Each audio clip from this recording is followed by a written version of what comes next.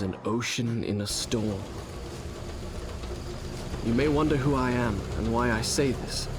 Sit down, and I will tell you a tale like none that you have ever heard.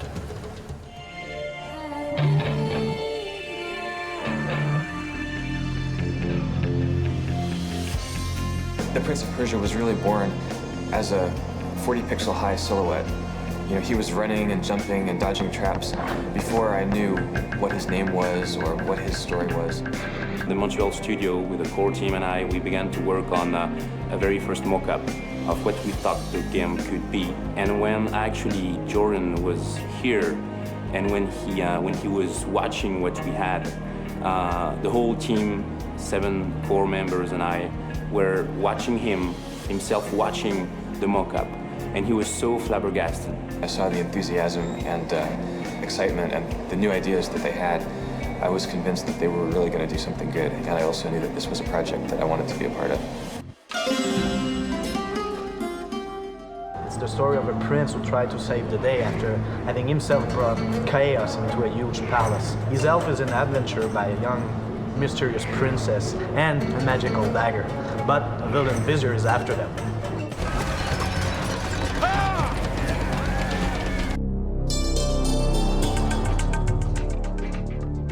Most people remember 2 points about the original Prince of Persia games: the prince as a human character and the fight game. So we started the game based on that.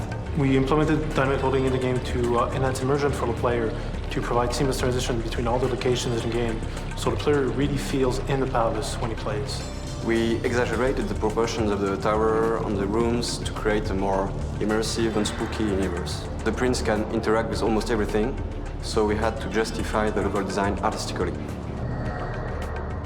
We come up with something new, very sensuous, very immersive for the player. Not too dark, not too cartoony either.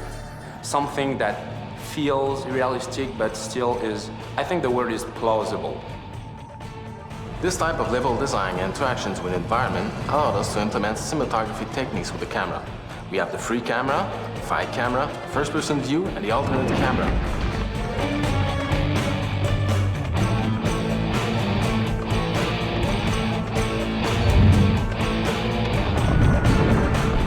The sense of time is the main evil entity in the game that transforms the human into sand creature. For this creature, we wanted to have an organic and evil feeling mixing whispery voices and avoid living dead type sounds. We worked with Dane Tracks, who created most of our sound effects. All the rest was done here in Montreal. The music style had to fit the Persian look without being Persian music. We selected a mix between rock and Middle Eastern rhythm and melody with an Indian flair.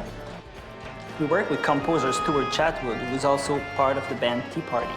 He used different instruments like an Indian tabla ensemble, some vocalists, and some string to create the diverse music we can find in the game.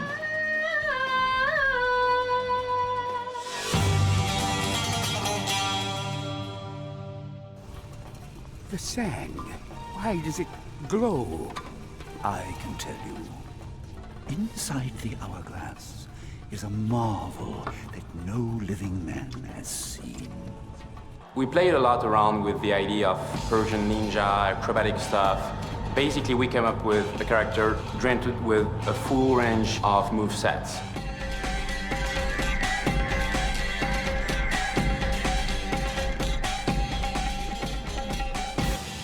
In animating, we use different principles, but the 2 most important were like strong posing to vehiculate like clearly what the character is doing, and also follow through, which is the way the animation ends and the way we stagger the end of the movement through the different part of the body.